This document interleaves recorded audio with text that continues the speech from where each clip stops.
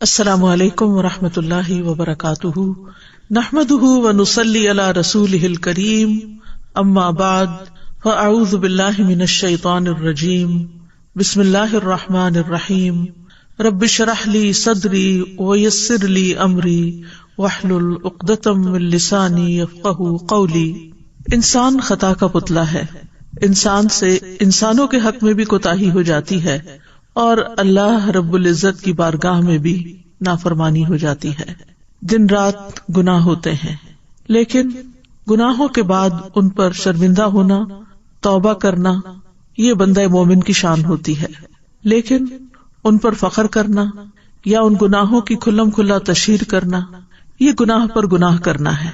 گناہ کرنے کے بعد انسان اگر توبہ کر لیتا ہے تو ایسے ہو جاتا ہے گویا اس نے گناہ کیا ہی نہ ہو، لیکن اگر وہ اصرار کرتا ہے تو دل سیاہ ہو جاتا ہے، بے حس ہو جاتا ہے، اور یوں انسان اللہ کی رحمت سے دور ہوتا چلا جاتا ہے۔ گناہوں کی تشہیر کرنے کو ناپسند کیا گیا ہے کیونکہ اس میں بہت سی قباحتیں ہیں۔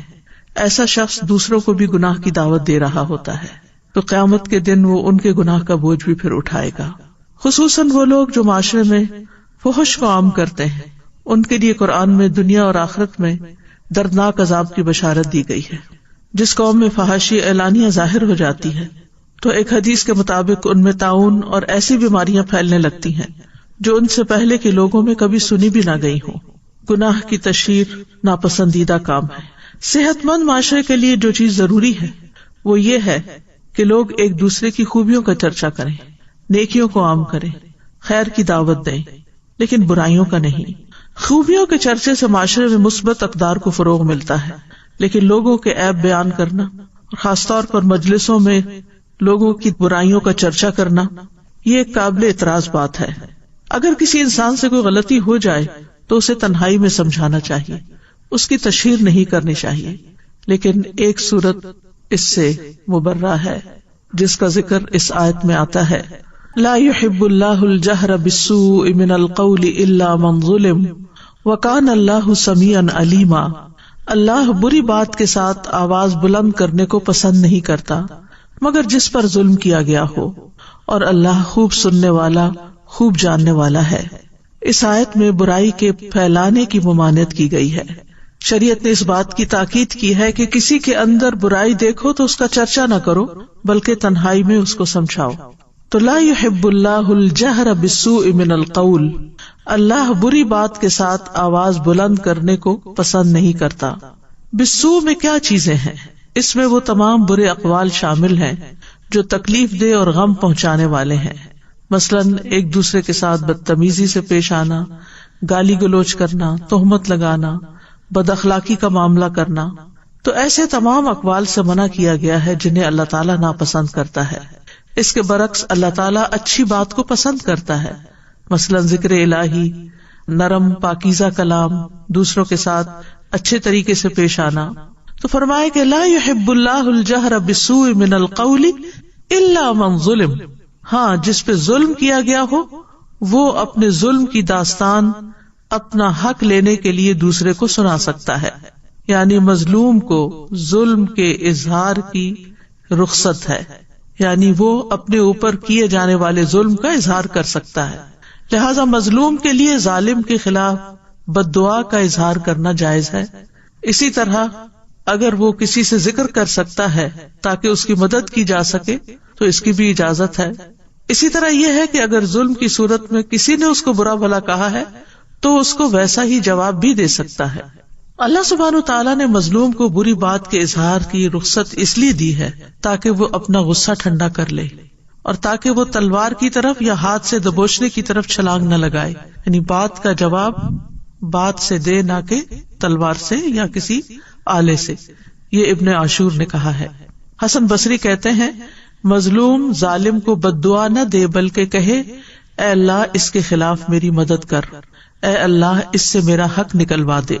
تو بہرحال اپنا حق لینے کے لیے تو انسان اپنے اوپر ہونے والے ظلم کا ذکر کر سکتا ہے، لیکن اس کے باوجود معاف کر دینا اور ظلم و زیادتی میں مقابلہ نہ کرنا زیادہ بہتر ہے۔ برائی کو بیان کرنے کی کچھ اور استثنائی صورتیں بھی ہیں۔ حضرت عائشہ سے مروی ہے کہ ایک مرتبہ ایک آدمی نبی صلی اللہ علیہ وسلم کی خدمت میں حاضر ہوا. جب وہ اندر آیا تو نبی صلی اللہ علیہ وسلم نے اسے اپنے قریب کیا اور اپنے پاس بٹھایا. جب وہ چلا گیا تو عائشہ رضی اللہ عنہا نے عرض کیا، اے اللہ کے رسول، کیا آپ نے اس شخص کے متعلق اس طرح نہیں فرمایا تھا؟ یعنی وہ ایک اچھا آدمی نہیں. آپ نے فرمایا کیوں نہیں، لیکن بات یہ ہے کہ یقیناً سب سے بدترین آدمی وہ ہوگا جسے لوگوں نے اس کے شر سے بچنے کے لیے چھوڑ دیا ہو، یعنی لوگ اس سے ملنا نہ چاہتے ہوں، لوگ اس سے تعلق نہ رکھنا چاہتے ہوں. تو اس لیے ہمیں دوسروں کے ساتھ ایسا معاملہ نہیں کرنا چاہیے کہ لوگ ہم سے بھاگنا شروع کر دیں. اور آیت کے اختتام میں آتا ہے کہ اللہ سبحانہ تعالیٰ سننے والا جاننے والا ہے، یعنی اللہ تعالیٰ کی دو صفات کا ذکر یہاں پر کیا گیا ہے. یعنی اس آیت کے اندر چونکہ اچھے اور برے اور مباح کلام کے احکام دیے گئے ہیں، تو اس لیے اللہ تعالیٰ نے آگاہ فرما دیا کہ وہ سننے والا ہے، تمہارے اقوال سنتا ہے، اس لیے ایسی بات کرنے سے بچو جو تمہارے رب کی ناراضگی کا باعث بنے اور وہ تمہیں اس پر سزا دے. تو اس سے اس آیت میں اچھی بات کہنے کی بھی ترغیب ملتی ہے کہ اللہ تعالیٰ سن رہا ہے. لہٰذا ہم کیا چاہیں گے کہ اللہ تعالیٰ اگر سن رہا ہے تو ہم کیسی بات کریں؟ وہ بات کریں جو اللہ کو پسند آ جائے، اور ان باتوں کو چھوڑ دیں کہ جو اللہ تعالیٰ سننا نہیں چاہتا، جو اللہ تعالیٰ کو پسند نہیں. اور علیمہ یعنی وہ تمہاری نیتوں کو جانتا ہے، تمہارے ارادوں کو جانتا ہے، تمہاری باتوں کو جانتا ہے، تمہارے اوپر ہونے والے ظلم کو جانتا ہے، اور اس ظلم کے جواب میں جو کچھ تم نے کیا اس کو بھی جانتا ہے. تو بہرحال اس آیت سے یہ بات واضح ہوتی ہے کہ مظلوم کو بدلہ لینے کی اجازت ہے. ہمارے دین میں ظلم کرنا منع کیا گیا. قیامت کے دن انسان کے لیے اس کا دنیا میں کیا ہوا ظلم جو ہے وہ اندھیرے کی شکل میں ہوگا، لہذا کسی پر بھی ظلم نہیں کرنا چاہیے.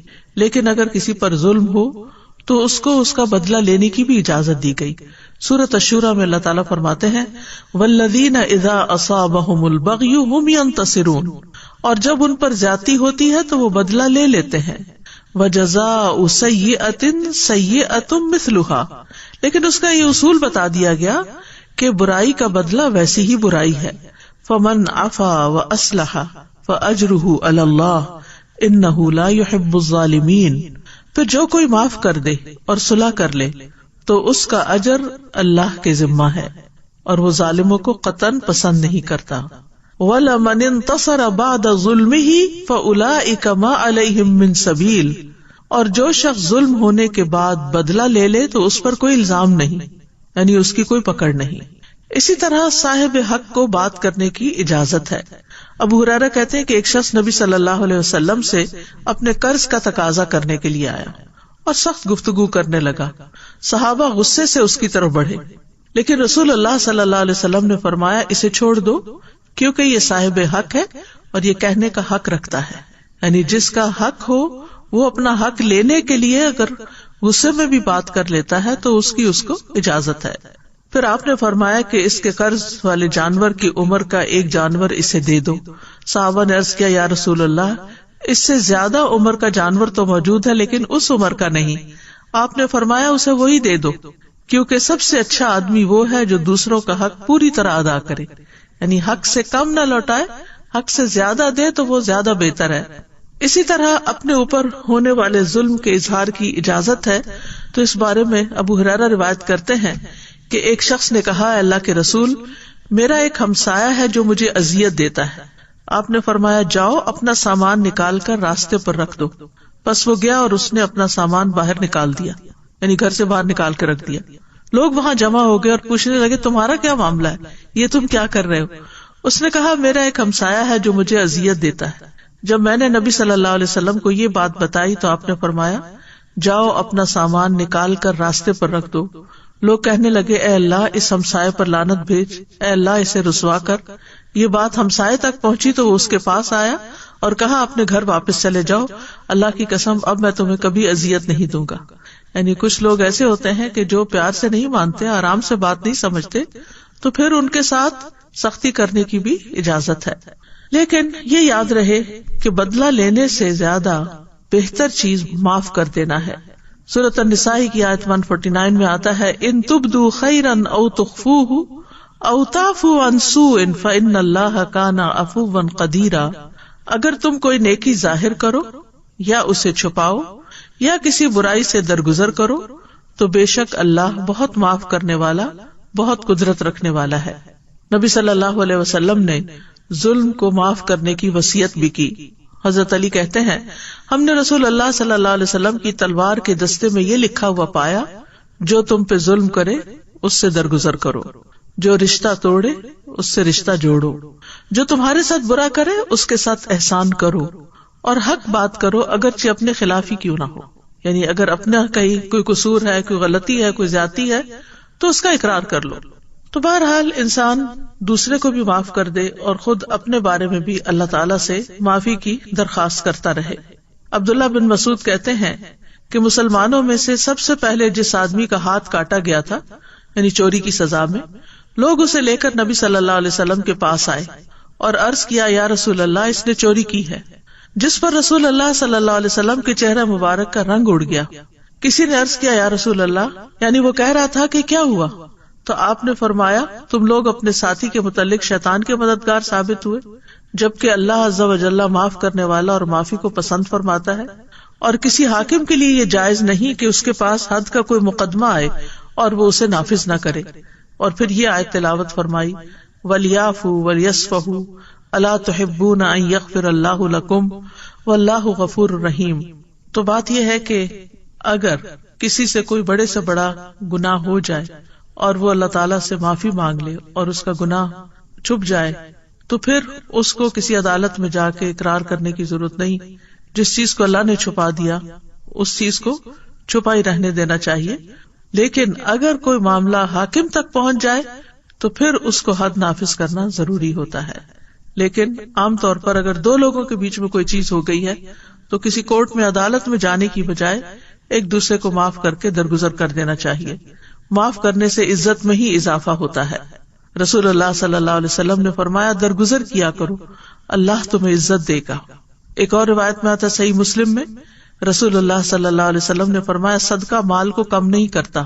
بظاہر ایسا لگتا ہے کہ وہ ہمارے ہاتھ سے نکل گیا، ہمارے اکاؤنٹ میں کمی ہو گئی، لیکن اللہ سبحانہ تعالیٰ کہیں اور سے عطا کر دیتا ہے، اور معاف کرنے سے اللہ بندے کی عزت میں اضافہ ہی کرتا ہے، اور جو اللہ کے لیے تواضع اختیار کرتا ہے اللہ اس کو بلندی عطا فرماتا ہے۔ اور پھر اس آیت میں ایک خاص بات یہ ہے کہ اس میں اللہ سبحانہ تعالیٰ کی صفت محبت کا اس بات ملتا ہے کہ اللہ تعالیٰ محبت بھی کرتا ہے۔ امام ابن تیمیہ کہتے ہیں کہ کتاب و سنت اور مسلمانوں کا اجماع ہے کہ اللہ اپنے مومن بندوں سے محبت کرتا ہے اور وہ اس سے محبت کرتے ہیں، جیسا کہ اللہ تعالیٰ کا فرمان ہے والذین آمنوا اشد حبا للہ، ایمان والے سب سے زیادہ اللہ ہی سے محبت کرتے ہیں۔ اللہ سبحانہ وتعالیٰ کس سے محبت کرتا ہے؟ اللہ تعالیٰ محسنین سے محبت کرتا ہے، دوسروں پر احسان کرنے والوں سے، یعنی جو ہم سے اچھا نہ کرے ہم اس کے ساتھ اچھا کریں۔ ان اللہ یحب المحسنین، اللہ تعالیٰ متقین سے محبت کرتا ہے، فإن اللہ یحب المتقین، اور جس سے اللہ تعالیٰ محبت کرتا ہے اس کا اعلان کر دیتا ہے۔ حدیث میں آتا ہے جب اللہ تعالیٰ کسی بندے سے محبت کرتے ہیں تو جبریل علیہ السلام کو بلاتے ہیں اور ان سے کہتے ہیں بے شک میں اپنے اس بندے سے محبت کرتا ہوں، تم سب اس سے محبت کرو۔ تو جبریل علیہ السلام حاملین عرش میں اس کا چرچا کرتے ہیں، تو آسمان والے حاملین عرش کی ملی جلی آوازوں کا شور سنتے ہیں، تو ساتویں آسمان والے بھی اس سے محبت کرنے لگتے ہیں، پھر ہر ایک آسمان والے اس سے محبت کرتے ہیں، یہاں تک کہ اس کی مقبولیت آسمان دنیا تک آ جاتی ہے، پھر اس کا ذکر زمین پر اتر آتا ہے، پھر زمین والے بھی اس سے محبت کرنے لگتے ہیں۔ لہٰذا ہمیں وہ کام تو کرنے چاہیے کہ جن سے اللہ کی محبت حاصل ہوتی ہے، لیکن ان کاموں سے بچنا چاہیے کہ جو اللہ تعالیٰ کو پسند نہیں، کیونکہ اس سے اللہ تعالیٰ کی محبت نہیں ملتی۔ اور انہی میں سے ایک کام ہے لا یحب اللہ الجہر بالسوء، کہ برائی کو، گناہ کو ظاہر کرنا اللہ کو پسند نہیں، اونچی آواز میں اس کا چرچا کرنا اللہ کو پسند نہیں۔ اور سب سے بڑا گناہ یہ ہے کہ انسان اعلانیہ نافرمانی کرے، کھلم کھلا کرے، ڈھیٹ بن کے کرے، اوپنلی کرے۔ جب کوئی انسان علل اعلان گناہ کا ارتکاب کرتا ہے یا چھپ کر کرتا ہے اور اللہ تعالیٰ اس پہ پردہ ڈال دیتا ہے، لیکن وہ اللہ کے اس گناہ پہ پردہ ڈالنے کو کمتر سمجھتے ہوئے لوگوں کو بتانے لگتا، تو یہ چیز اللہ تعالیٰ کو سخت ناپسند ہے۔ اسی لیے اللہ تعالیٰ نے فرمایا لا یحب اللہ الجہر بالسوء من القول الا من ظلم، صرف مظلوم کو اجازت ہے ورنہ اجازت نہیں ہے۔ اور اس میں خاص طور پر جس چیز کو برا سمجھا گیا ہے وہ ہے گناہ کو ظاہر کرنا، کھلم کھلا کرنا، یعنی زبان سے کوئی گالی گلوچ مثلاً کرنا، یا عملی طور پر کوئی گناہ کر کے پھر اس کا اشتہار دینا یا اس پر فخر کرنا۔ ابو ہریرہ کہتے ہیں کہ میں نے رسول اللہ صلی اللہ علیہ وسلم کو فرماتے ہوئے سنا کہ میری تمام امت کو معاف کر دیا جائے گا سوائے کھلم کھلا گناہ کرنے والوں کے۔ اور گناہوں کو کھلم کھلا کرنے میں یہ بھی شامل ہے کہ ایک شخص رات کو کوئی گناہ کا کام کرے اور اس کے باوجود کہ اللہ نے اس کے گناہ کو چھپا دیا، مگر صبح ہونے پر وہ کہنے لگے اے فلاں میں نے کل رات فلاں فلاں برا کام کیا تھا، رات گزر گئی تھی، اس کے رب نے اس کا گناہ چھپائے رکھا، لیکن جب صبح ہوئی تو وہ خود اللہ کے پردے کھولنے لگا۔ اسی طرح ماضی کی کوئی غلطیاں ہو چکی ہوں، پرانے گناہ یاد ہوں، یا جن گناہوں پر انسان شرمندہ ہو تو اس کا ذکر لوگوں سے نہیں کرنا چاہیے، کیونکہ بعض اوقات کوئی گناہ ہمارے دل پہ بوجھ بنتا ہے۔ وہ بوجھ کیوں بنتا ہے؟ تاکہ ہم توبہ کریں، تاکہ توبہ کر کے اللہ کو منا کے اللہ کو راضی کر کے ان گناہوں کو نیکیوں سے بدل کے ہم اس گناہ کے بوجھ سے آزاد ہوں۔ لیکن بجائے اس کے کہ ہم توبہ کریں یا ہم اس گناہ کو دھونے کے لیے کوئی صدقہ خیرات کریں یا کوئی نوافل پڑھے یا کوئی ذکر اذکار کرے یا استغفار کرے، ہم لوگوں کو اپنی کہانیاں بتانا شروع کر دیتے ہیں، میں نے فلاں موقع پہ چوری کی اور فلاں موقع پہ زنا کیا اور فلاں موقع پہ ایسا کیا اور ویسا کیا۔ ان باتوں سے گریز کرنا چاہیے، ایسی باتوں کو معاشرے میں نہیں کرنا چاہیے، کیونکہ جو لوگ سنتے ہیں وہ بھی پھر وہ گناہ کرنے کو ہلکا سمجھنے لگتے ہیں اور ان کے لیے بھی گناہ آسان ہو جاتا ہے۔ ابن حجر کہتے ہیں کہ مجاہر سے مراد وہ شخص ہے جو اپنی نافرمانی کو ظاہر کرے، تو جو ہو چکا سو ہو چکا، اب اس کے اوپر اللہ سے توبہ کر کے رو رو کے معافی مانگ لی جائے، لیکن اعلان نہ کیا جائے، مجاہر نہ بنا جائے۔ تو گناہ کے اظہار کی 3 اقسام ہیں، اس میں ایک تو کھلم کھلا گناہ کرنا اور دوسرا جس کو اللہ نے چھپایا اس کو ظاہر کرنا، یعنی گویا ایک شخص فخر کا اظہار کرتے ہوئے یا اللہ کے پردہ ڈالنے کو حقیر سمجھتے ہوئے لوگوں کو اپنا گناہ بتاتا ہے، تو ایسے لوگ اللہ تعالیٰ کی درگزر اور معافی سے فائدہ نہیں اٹھاتے۔ تیسری قسم یہ ہے کہ فاسق لوگ ایک دوسرے کو نافرمانیوں کے بارے میں بتائیں اور ان کے بارے میں گفتگو کریں، اپنی مجلسوں میں ان کا ذکر کریں، تو یہ بھی ناپسندیدہ چیز ہے۔ تو گناہ اور نافرمانی دنیا اور آخرت میں برے انجام کا سبب ہے۔ نافرمانیوں کے بہت سے نقصان ہیں، بہت سے گناہ ایسے ہیں جس سے انسان کے رزق میں کمی ہو جاتی، جس سے انسان بلاؤں اور آفتوں کا شکار ہو جاتا ہے، اور گناہوں کی وجہ سے ہی آخرت میں بھی انسان کا انجام برا ہوتا ہے۔ پچھلی قومیں جتنی بھی تباہ و برباد ہوئی، ان کی وجہ کیا تھی؟ کہ انہوں نے اپنے رب کو ناراض کیا تھا۔ تو اس میں ہم دیکھتے ہیں کہ وہ کیا چیز تھی جس نے آدم علیہ السلام کو جنت سے نیچے اتروا دیا، وہ کیا چیز تھی جس نے قوم نوح کو ڈبو دیا، وہ کیا تھا جس نے قوم عاد کو ایک تیز و تند سرکش آندھی سے ہلاک کر دیا، وہ کیا چیز تھی جس نے قوم سمود کو کڑک کے عذاب سے ہلاک کر دیا، کس چیز نے قوم لوط کی بستیوں کو الٹا دیا اور اس کے بعد ان پر آسمان سے پتھر برسائے گئے۔ یاد رکھیے قوم لوط پر 1 نہیں 5 عذاب آئے تھے۔ وہ کیا چیز تھی جس کی وجہ سے فرعون اور اس کے لشکر کو ڈبو دیا گیا، اور اس کے علاوہ بھی دنیا میں دیگر اقوام کن چیزوں کی وجہ سے تباہ ہوئے؟ وہ دراصل ان کا گناہ کرنا اور کھلم کھلا گناہ کرنا تھا۔ ابن بطال کہتے ہیں گناہ کے اظہار کرنے میں اللہ اور اس کے رسول اور نیک مومنوں کے حق کو حقیر جاننا ہوتا ہے، اس میں ایک طرح سے ان کی مخالفت کرنا بھی ہے، اور گناہوں کو چھپانا ان کو ہلکا سمجھنے سے بچنا ہے۔ یعنی جو شخص گناہ چھپاتا ہے وہ سمجھتا ہے کہ میں نے بہت بڑی غلطی کی ہے، تو یہ کسی کے سامنے نہیں جانی چاہیے۔ لیکن جو شخص گناہ ظاہر کرتا ہے وہ کیا سمجھتا ہے؟ تو کیا ہوا، یہ کیا بات ہے، اس سے تو کوئی فرق نہیں پڑتا، کیونکہ گناہ کرنا جو ہے یہ کرنے والے کو ذلیل کر دیتا ہے، دوسروں کی نگاہوں میں گرا دیتا ہے۔ تو آپ دیکھیے کہ کوئی شخص اس بات سے بھی نہ ڈرے کہ میں نے غلط کیا اور مجھے لوگ کیا کہیں گے، اور وہ الٹا اس پر فخر کر کے اس کو نشر کر رہا ہے۔ پھر اسی طرح یہ ہے کہ اگر وہ ایسے گناہ ہوں جن پر حد قائم ہوتی ہے تو پھر وہ حد لگنے کا موجب بن جاتے ہیں۔ اگر چوری ہو جائے اور اللہ نے چھپا دیا معاملہ تو اللہ سے معافی مانگے، جو بھی طریقہ ہو کہ گناہ معاف ہو جائے، لیکن اگر وہ آ کے ظاہر کر دیتا ہے، لوگوں کو بتا دیتا ہے، تو اگر کہیں پر حد جاری ہوتی ہے، اس کا ہاتھ کٹ جاتا ہے، تو یہ اس کی اپنی غلطی ہے ایک طرح سے کہ ایک گناہ کیا اور اس کے بعد پھر اس کو ظاہر بھی کیا۔ پھر اسی طرح یہ ہے کہ اگر ایسے گناہ ہوں جن پہ حد نہیں لگتی تو تعزیر لگنے کا موجب ہو سکتے ہیں، پھر اسی طرح یہ ہے کہ انسان دوسروں کے لیے گناہ کے راستے ہموار کر دیتا ہے. ابو ہریرہ کہتے ہیں کہ رسول اللہ صلی اللہ علیہ وسلم نے فرمایا، جس شخص نے ہدایت کی دعوت دی اسے ہدایت کے پیروی کرنے والوں کے اجر کے برابر اجر ملے گا اور ان کے اجر میں کوئی کمی نہیں ہوگی. اور جس نے گمراہی کی دعوت دی، اور یہ کھلم کھلا گناہوں کو مزے لے لے کے بیان کرنا جو ہے، یہ ایک طرح سے گمراہی کی دعوت دینا ہے کہ تم بھی کر لو، ہم نے کیا کچھ نہیں ہوا، تم بھی کر سکتے ہو. اس پر اس کی پیروی کرنے والوں کے برابر گناہ کا بوجھ ہوگا اور ان کے گناہوں میں کوئی کمی نہیں ہوگی.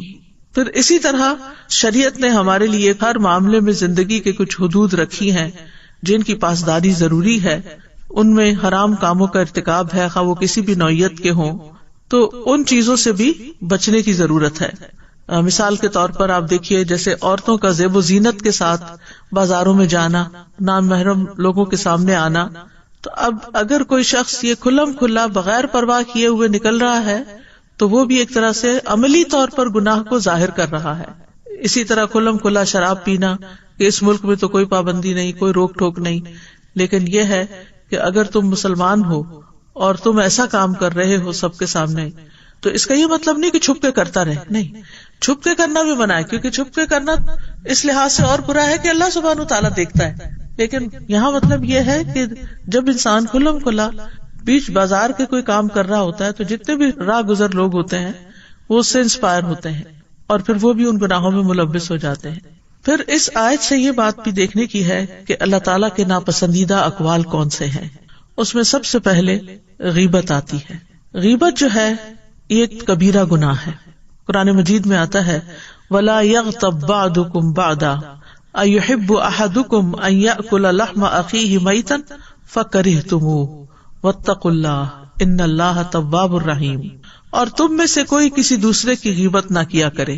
کیا تم میں سے کوئی پسند کرتا ہے کہ اپنے بھائی کا گوشت کھائے جبکہ وہ مردہ ہو؟ تم اسے ناپسند کرتے ہو. اور اللہ سے ڈرو، یقیناً اللہ بہت توبہ قبول کرنے والا، نہایت رحم والا ہے.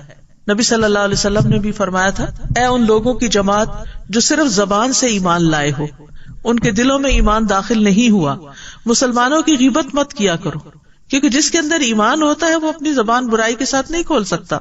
اور نہ ان کی عزت و آبرو کے درپے ہوا کرو، یعنی ان کے بارے میں بری باتیں کر کے ان کی عزت کو دوسرے کی نگاہ میں پامال نہ کیا کرو. اس لیے کہ جو کسی کی عزت کے درپے ہوتا ہے اللہ اس کی عزت کے درپے ہو جاتا ہے، اور جس کی عزت کے درپے اللہ ہو جائے تو اس کو اس کے گھر میں ہی رسوا کر دیتا ہے. پھر اسی طرح چغلی کھانے سے منع کیا گیا ہے. چغلی وہ ہوتی ہے کہ جس میں ایسی بری بات کسی کی دوسرے کو بتائی جائے کہ دو لوگوں کے درمیان نفرت پیدا ہو جائے، آپس میں دوستی ختم ہو جائے، تعلق ختم ہو جائے. عبد الرحمن بن غنم نبی صلی اللہ علیہ وسلم سے روایت کرتے ہیں کہ اللہ کے بہترین بندے وہ ہوتے ہیں کہ انہیں دیکھ کر اللہ یاد آ جائے، اور اللہ کے بدترین بندے وہ ہوتے ہیں جو چغل خوری کرتے ہیں، دوستوں کے درمیان جدائی پیدا کر دیتے ہیں، باغی، بیزار اور سرکش ہوتے ہیں. نبی صلی اللہ علیہ وسلم ایک مرتبہ 2 قبروں کے پاس سے گزرے تو آپ وہاں کھڑے ہو گئے. صحابہ کہتے ہیں کہ ہم بھی ساتھ کھڑے ہو گئے تو آپ کے چہرے کا رنگ بدلنے لگا، یہاں تک کہ آپ کے کرتے کی آستینیں کانپنے لگی، یعنی آپ کے جسم پر کپ کپی طاری ہو گئی. ہم نے عرض کیا یا رسول اللہ صلی اللہ علیہ وسلم کیا بات ہے؟ آپ نے فرمایا کیا تم وہ نہیں سن رہے جو میں سن رہا ہوں؟ ہم نے عرض کیا اللہ کے نبی وہ کیا بات ہے؟ یعنی ہم تو نہیں سن رہے. وہ عذاب قبر تھا، قبر کے اندر مردوں کی چیخ پکار تھی. آپ نے فرمایا یہ دونوں آدمی اپنی قبروں میں ہلکے سے گناہ میں سخت عذاب دیے جا رہے ہیں. ہم نے عرض کیا یہ کس گناہ کا عذاب ہے؟ فرمایا ان میں سے ایک تو پیشاب کی چھینٹوں سے پرہیز نہیں کرتا تھا، یعنی پیشاب کرتے ہوئے اپنی پاکی ناپاکی کا خیال نہیں کرتا تھا، اور دوسرا لوگوں کو اپنی زبان سے تکلیف پہنچاتا تھا اور ان میں چغل خوری کیا کرتا تھا، یعنی ایسی باتیں کرتا تھا کہ جس سے دوسروں کو تکلیف ہو اور آپس میں لڑائیاں فساد ہوں. اس میں آپ دیکھیے کہ خود گھریلو زندگی کے اندر قریب کے رشتوں میں ایسی چیزیں بہت پائی جاتی ہیں. بعض اوقات بہو ساس کے خلاف شوہر کے کان بھر رہی ہوتی ہے، بعض اوقات ساس بہو کے خلاف بیٹے کے کان بھر رہی ہوتی ہے. چھوٹی چھوٹی باتوں کو بہت بڑھا چڑھا کے پیش کیا جا رہا ہوتا ہے. اگر کسی کو منع کیا جائے تو وہ کہتے ہیں میں کون سا غلط بات کر رہی تھی، میں بھی تو وہی بات کر رہی تھی جو اس میں تھی. یہی تو غیبت ہے، یہی تو غیبت ہے. اگر وہ بات اس میں نہ ہو تو یہ بہتان بن جاتی ہے. جو اس سے بھی بڑا گناہ ہے. اسی طرح کسی کی عیب جوئی نہیں کرنی چاہیے کہ چھوٹے چھوٹے نقص نکال کے اس کو بتا کے تم یہ کیوں کرتے ہو, تمہارے اندر یہ غلط بات ہے. ہاں, اگر آپ ایک والدہ ہیں تو اپنے بچے کو سمجھانے کے لیے کر سکتی ہیں, اپنے کسی ساتھی کو آسان انداز میں بتا سکتی ہیں, لیکن دوسروں کو برا بھلا کہنا سامنے یا پیچھے یہ درست نہیں. رسول اللہ صلی اللہ علیہ وسلم نے فرمایا, اگر کوئی شخص تمہیں برا بھلا کہے اور تمہیں تمہاری کسی بات پر جو وہ جانتا ہو آر دلائے تو تم اس کے عیب پر جو اس میں ہو اسے آر مت دلانا, بلا شبہ اس کا وبال اسی پر ہوگا. یعنی بعض اوقات ہمیں دوسروں کی خامی کا, کمی کا, کوتاہی کا پتہ ہوتا ہے اور ہم بات کرتے ہوئے اس کو وہ یاد کرا کے بات کرتے ہیں تاکہ وہ دوسرا جو ہے وہ ہمارے کنٹرول میں رہے. یہ بلیک میلنگ ہوتی ہے نا, کہ اگر کسی کی کوئی غلطی آپ کو پتا ہے, یہ گناہ آپ کو پتا ہے, تو آپ اس کو بار بار یاد کراتے رہیں کہ چپ ہو جاؤ ورنہ میں فلاں تمہارا راز کھول دوں گی. پھر اسی طرح دوسروں کو تانا دینا یہ بھی ناپسندیدہ چیز ہے. قرآن مجید میں آتا ہے وَيْلٌ لِكُلِّ هُمَزَةٍ لُمَزَةٍ, بڑی ہلاکت ہے ہر بہت تانا دینے والے, بہت عیب لگانے والے کے لیے. عبداللہ بن مسعود کہتے ہیں کہ رسول اللہ صلی اللہ علیہ وسلم نے فرمایا, مومن لان تان کرنے والا فحش گو اور بےہودہ گو نہیں ہوتا. اسی طرح آپ نے ایک اور جگہ پر صحیح بخاری کی روایت ہے فرمایا, جس نے کسی مومن پر لعنت بھیجی تو یہ اس کو قتل کرنے کے برابر ہے, اور جو شخص کسی مومن پر کفر کا الزام لگائے تو یہ بھی اس کے قتل کرنے کے برابر ہے. یہ معمولی الزامات نہیں, معمولی تانے نہیں ہیں. پھر اسی طرح کسی کی بے عزتی کر دینا, لوگوں کے سامنے دوسرے کو رسوا کر دینا, یہ بھی اللہ تعالیٰ کو پسند نہیں. نبی صلی اللہ علیہ وسلم نے فرمایا, بے شک سب سے بڑا سود یہ ہے کہ انسان ناحق کسی مسلمان کی عزت سے کھیلے. ایک اور روایت میں آتا ہے کسی کی آبرو ریزی کرنا سب سے بڑا سود ہے. پھر اسی طرح زبان سے اذیت دینا دوسروں کو, یہ بھی اللہ تعالیٰ کو پسند نہیں. ابو ہریرہ کہتے ہیں کہ ایک آدمی نے عرض کیا, یا رسول اللہ, فلاں عورت کثرت سے نماز, روزہ اور صدقہ کرنے میں مشہور ہے, لیکن وہ اپنی زبان سے اپنے پڑوسیوں کو ستاتی ہے. آپ نے فرمایا وہ جہنمی ہے. پھر اس نے کہا, یا رسول اللہ صلی اللہ علیہ وسلم, فلاں عورت نماز, روزہ اور صدقہ کی کمی میں مشہور ہے, وہ صرف پنیر کے چند ٹکڑے صدقہ کرتی ہے لیکن اپنی زبان سے اپنے پڑوسیوں کو نہیں ستاتی. آپ نے فرمایا وہ جنتی ہے. پھر اسی طرح بہت زیادہ باتیں کرنا اور دوسرے کے سر چڑھ جانا, زبان آوری کرنا, اس کے بارے میں رسول اللہ صلی اللہ علیہ وسلم نے فرمایا, یقیناً اللہ عز و جل ایسے آدمی سے غصے ہوتا ہے جو بہت باتیں بنائے, جو اپنی زبان کو ایسے چلائے جیسے گائے اپنی زبان چلاتی, یعنی لپیٹ لپیٹ کے گھاس کھاتی ہے. اسی طرح فحش باتیں کرنا یہ بھی اللہ تعالیٰ کو ہرگز پسند نہیں. حدیث میں آتا ہے فحش گوئی اور زیادہ باتیں کرنا نفاق کے 2 شعبے ہیں. پھر اسی طرح گالی گلوچ کرنا. رسول اللہ صلی اللہ علیہ وسلم نے فرمایا, بے شک اللہ نے میری طرف وحی نازل فرمائی ہے کہ تواضع اختیار کرو, کوئی کسی کے خلاف سرکشی نہ کرے اور نہ کوئی کسی پر فخر کرے. تو میں نے عرض کیا, اے اللہ کے رسول, اگر کوئی مجھے ایسے مجمع میں گالی دے جو لوگ حیثیت میں مجھ سے کم ہوں, اس پر میں اسے جواب دوں تو کیا پھر بھی مجھے گناہ ہوگا؟ آپ نے فرمایا, 2 گالی گلوچ کرنے والے 2 شیطان ہوتے ہیں, ایک دوسرے کی آبرو ریزی کرتے ہیں, یعنی اس کی عزت پامال کرتے ہیں اور جھوٹ بولتے ہیں. پھر اسی طرح لڑائی جھگڑا کرنا یہ بھی اللہ تعالیٰ کو سخت ناپسند ہے. بے شک اللہ کے ہاں سب سے ناپسندیدہ آدمی وہ ہے جو سخت جھگڑالو ہو. پھر کیل و کال, بحث مباحثہ کرنا. نبی صلی اللہ علیہ وسلم نے فرمایا, اللہ تمہارے لیے 3 باتیں پسند نہیں کرتا, بلا وجہ کی گپ شپ, مال کو ضائع کرنا اور کثرت سوال, یعنی بحث مباحثے کے لیے. پھر اسی طرح لایانی گفتگو کرنا یہ بھی اللہ کو پسند نہیں. اور اچھا اسلام کون سا ہے؟ جس میں انسان لایانی باتوں سے پرہیز کرے جن کا کوئی مطلب مقصد ہی نہیں. رسول اللہ صلی اللہ علیہ وسلم نے فرمایا, انسان کے اسلام کی خوبی یہ ہے کہ وہ بے فائدہ چیزوں کو چھوڑ دے. پھر گناہوں کو کھلم کھلا بیان کرنا جو ہے یہ بھی سخت ناپسندیدہ ہے. آپ صلی اللہ علیہ وسلم نے فرمایا, میری تمام امت کو معاف کر دیا جائے گا سوائے گناہوں کو کھلم کھلا کرنے والوں کے. اور گناہ کو کھلم کھلا کرنے میں یہ بھی شامل ہے کہ ایک شخص رات کو کوئی گناہ کا کام کرے, اس کے باوجود کہ اللہ نے اس کا گناہ چھپا دیا ہو, مگر صبح ہونے پہ کہنے لگے کہ اے فلاں, میں نے کل رات فلاں فلاں برا کام کیا تھا, رات گزر گئی تھی اور اس کے رب نے اس کا گناہ چھپا دیا تھا, لیکن جب صبح ہوئی تو وہ خود اللہ کے پردے کو کھولنے لگا. پھر اسی طرح یہ ہے کہ کسی کے اوپر فتوی جاری کرنا کہ اللہ تمہیں نہیں بخشے گا, دو لوگ تھے بنی اسرائیل میں، ایک دوسرے کے بھائی بنے ہوئے تھے. ان میں سے ایک بہت گناہگار تھا اور دوسرا عبادت میں خوب کوشش کرتا تھا.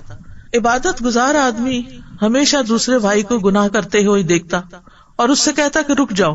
ایک روز اس نے کوئی گناہ کرتے ہوئے اس کو دیکھا تو اس سے کہا کہ اس گناہ سے رک جاؤ. گناہگار نے کہا مجھے میرے رب کے ساتھ چھوڑ دو، کیا تم مجھ پہ نگران بنائے گئے ہو؟ اس نے کہا کہ اللہ کی قسم اللہ تمہاری مغفرت نہیں کرے گا، یا یہ کہا کہ اللہ تمہیں جنت میں داخل نہیں کرے گا. چنانچہ دونوں کو مار دیا گیا، روحیں قبض کر لی گئی. دونوں رب العالمین کے ہاں جمع ہوئے تو اللہ نے اس عبادت میں کوشش کرنے والے سے فرمایا کیا تو مجھے جانتا تھا؟ جو میرے ہاتھ میں ہے تجھے اس پر قدرت حاصل تھی. اور پھر گناہگار سے فرمایا جاؤ میری رحمت سے جنت میں داخل ہو جاؤ، اور دوسرے کے متعلق فرمایا کہ جاؤ آگ میں داخل ہو جاؤ. یعنی اتنے سالوں کی عبادت جو تھی وہ اس کے کام نہ آئی. اس کے برعکس وہ شخص جو اللہ سے ڈرتا تھا، معلوم نہیں اس کی کیا مجبوری تھی، تو اللہ نے اپنی رحمت سے اس کو معاف کر دیا. ابو ہریرہ کہتے ہیں اس ذات کی قسم جس کے ہاتھ میں میری جان ہے، اس نے ایسی بات کہہ دی جس نے اس کی دنیا اور اس کی آخرت دونوں ہی تباہ کر دی. دنیا سے بھی مر گیا اور آخرت میں بھی، صرف یہ کہنے پہ کہ اللہ تمہیں کبھی معاف نہیں کرے گا. اسی طرح یہ بھی نہیں کہنا چاہیے کہ میں تمہیں کبھی معاف نہیں کروں گی. کیا آپ نہیں چاہتے کہ اللہ تعالیٰ آپ کو معاف کر دے؟ تو دوسروں کے گناہ بھی معاف کر دینے چاہیے. پھر کچھ باتیں جو ہیں وہ اللہ تعالیٰ کو پسند ہیں جو کرنی چاہیے، ان میں نیک عمل کرنا اور اس کی طرف دعوت دینا. وَمَنْ أَحْسَنُ قَوْلًا مِّمَّنْ دَعَا إِلَى اللَّهِ وَعَمِلَ صَالِحًا وَقَالَ إِنَّنِي مِنَ الْمُسْلِمِينَ. اور بات کے اعتبار سے اس سے اچھا کون ہے جو اللہ کی طرف بلائے اور نیک عمل کرے اور کہے کہ بے شک میں فرما برداروں میں سے ہوں. اسی طرح نصیحت کی بات کرنا، اچھی گفتگو کرنا. سورۃ بنی اسرائیل میں آتا ہے وَقُلْ لِعِبَادِي يَقُولُوا الَّتِي هِيَ أَحْسَنُ إِنَّ الشَّيْطَانَ يَنزَغُ بَيْنَهُمْ إِنَّ الشَّيْطَانَ كَانَ لِلْإِنسَانِ عَدُوًّا مُبِينًا. اور میرے بندوں سے کہہ دو وہ بات کہیں جو سب سے اچھی ہو، وہ بات کہیں جو سب سے اچھی ہو، بے شک شیطان ان کے درمیان جھگڑا ڈلواتا ہے. بے شک شیطان انسان کا کھلا دشمن ہے. پھر اسی طرح ہمارے دین میں اچھی بات کو صدقہ کہا گیا. نبی صلی اللہ علیہ وسلم نے فرمایا اچھی بات بھی صدقہ ہے. حکیم کہتے ہیں کہ جس میں 3 اوصاف پائے جائیں وہ نیکی کو پہنچ جاتا ہے. نمبر 1 سخاوت، نمبر 2 تکلیف پر صبر، اور نمبر 3 عمدہ کلام کرنا. وہ آتا نا کہ تم نیکی کو پا نہیں سکتے جب تک کہ تم یہ اور یہ کام نہ کرو. یہاں یہ بتا دیا گیا کہ یہ لوگ وہ تو نہیں کر سکتے لیکن اس طریقے سے اجر کما سکتے ہیں. پھر نرم گفتگو کرنا جو ہے جنت میں لے جانے والے کاموں میں سے ہے. نبی صلی اللہ علیہ وسلم نے فرمایا جنت میں ایک منزل ایسی ہے جس کا اندر باہر سے اور باہر اندر سے نظر آتا ہے. ابو موسیٰ اشعری نے پوچھا اللہ کے رسول وہ کس کو ملے گی؟ فرمایا جو گفتگو میں نرمی کرے، کھانا کھلائے، اور رات کو جب لوگ سو رہے ہوں تو اللہ کے لیے قیام کرے. پھر اسی طرح نبی صلی اللہ علیہ وسلم کے بارے میں آتا ہے کہ وہ بد زبان اور فحش گو نہیں تھے. آپ فرمایا کرتے تھے تم میں سب سے بہتر شخص وہ ہے جس کے اخلاق سب سے اچھے ہوں، اور مومن تو ہوتا ہی وہ ہے جس کے ہاتھ اور زبان سے دوسرے سلامت رہیں. عبداللہ بن مسعود کہتے ہیں میں نے رسول اللہ صلی اللہ علیہ وسلم سے پوچھا اے اللہ کے رسول اعمال میں سب سے افضل عمل کون سا ہے؟ آپ نے فرمایا نماز کو اس کے وقت پر پڑھنا. پھر کہا پھر کون سا اے اللہ کے رسول؟ فرمایا یہ کہ لوگ تمہاری زبان سے محفوظ رہیں، یعنی تمہاری زبان سے کسی کو تکلیف نہ پہنچے. پھر اسی طرح آپ نے فرمایا میں ذمہ دار ہوں جنت میں ایک جانب محل کا اس شخص کے لیے جو حق پہ رہتے ہوئے جھگڑا چھوڑ دے، یعنی حق اس کا ہے لیکن وہ ختم کر دے، بھلا دے اس کو. اور جنت کے درمیان میں ایک محل اس کا ہے جو مزاح میں بھی جھوٹ چھوڑ دے. اور جنت کی اعلیٰ منازل میں ایک محل ہے اس شخص کے لیے جو اپنے اخلاق کو عمدہ بنا لے. پھر اسی طرح دوسروں کی پردہ پوشی کرنا جو ہے اللہ تعالیٰ کو پسند ہے. جو شخص کسی مسلمان کے عیب کو چھپائے گا اللہ تعالیٰ قیامت کے دن اس کے عیب کو چھپا دے گا. پھر اللہ سے اجتناب کرنا یعنی بیہودہ بیکار باتیں جو حق سے دور کرنے والی ہیں ان سے منہ موڑ لینا. اور پھر حقیقت یہ ہے کہ انسان کو اللہ سبحانہ تعالیٰ سے دعا بھی کرنی چاہیے، کیونکہ بہت سے ارادے انسان باندھتا ہے، نیت کرتا ہے. جب اس طرح کی کوئی کلاس اٹینڈ کرتا ہے بہت سی احادیث سننے کو مل جاتی ہیں تو انسان واپس جا کر ریلیکس ہو جاتا ہے اور وقتی طور پر یہ عمل کرتا ہے لیکن بعد میں پھر ان کو بھول جاتا ہے. تو اس کے لیے دعا بہت فائدہ مند ہے. ان میں سے اللہ کے پسندیدہ کاموں کی توفیق کی دعا مانگنا. رب اوزعنی ان اشکر نعمتک التی انعمت علی وعلی والدی وان اعمل صالحا ترضاہ وادخلنی برحمتک فی عبادک الصالحین. اے میرے رب مجھے توفیق دے کہ میں تیری نعمت کا شکر ادا کروں جو تو نے مجھ پر اور میرے ماں باپ پر کی ہے، اور یہ کہ میں نیک عمل کروں جسے تو پسند کرے، اور اپنی رحمت سے مجھے اپنے نیک بندوں میں داخل فرما لے. پھر زبان کی درستگی کی دعا کرتے رہنا چاہیے. اللہم اہد قلبی وسدد لسانی واسلل سخیمۃ قلبی. اے اللہ میرے دل کو رہنمائی عطا فرما، میری زبان کو درستگی عطا فرما، اور میرے دل کے کینے کو دور کر دے. پھر دوسروں پر ظلم کرنے سے پناہ مانگنی چاہیے. اللہم انی اعوذ بک من الفقر والقلۃ والذلۃ واعوذ بک من ان اظلم او اظلم. اے اللہ میں فقر و فاقہ، قلت اور ذلت سے تیری پناہ میں آتا ہوں، اور اس بات سے تیری پناہ میں آتا ہوں کہ میں کسی پر ظلم کروں یا کوئی مجھ پہ ظلم کرے. پھر اسی طرح اگر غصے میں آ جائے انسان اور کسی پر زیادتی کر بیٹھے خود، تو اس صورت میں اس کو دعا کرنی چاہیے کہ اے اللہ جس مومن کو میں تکلیف دوں یا اس کو برا کہوں یا اسے سزا دوں تو اسے اس کے لیے کفارہ اور باعث قرب بنا دے کہ وہ قیامت کے دن تیرے سے قریب ہو. پھر اسی طرح غصے کی حالت میں حق بات کہنے کی توفیق مانگنی چاہیے. وَأَسْأَلُكَ كَلِمَةَ الْحَقِّ فِي الرِّضَا وَالْغَضَبِ. اے اللہ خوشی اور غصے کی حالت میں حق بات کہنے کی توفیق عطا فرما. اور کرنے کے کام یہ ہے کہ اگر کوئی ظلم کرتا ہے تو اس کو معاف کر دیں، لوگوں سے درگزر سے کام لیں، جو کچھ ان کے پاس ہے ان پہ نظر نہ رکھیں. پھر اسی طرح اگر کوئی ہمارے ساتھ برائی کرے تو اس کا جواب احسن طریقے سے دیں، جاہلوں سے اعراض کریں، اپنی زبان کی حفاظت کریں، فائدے کی بات کریں ورنہ خاموش رہیں. زبان سے اللہ کی پسند ہی کی بات نکلے، لایانی اور بیکار گفتگو سے بچیں. کسی کے تکلیف پہنچانے پر اس کے لیے دعائے خیر کر دیں، تکلیف دینے والوں سے بدلہ نہ لیں اور ان سے خیر کی توقع رکھیں. ظالم کے حق میں بھی دعائے خیر کر دیں کہ اللہ سبحانہ تعالیٰ اس کو بھی ظلم سے باز آنے کی توفیق عطا فرمائے. وآخر دعوانا ان الحمد للہ رب العالمین. سبحانک اللہم وبحمدک اشہد ان لا الہ الا انت استغفرک واتوب الیک. السلام علیکم ورحمۃ اللہ وبرکاتہ.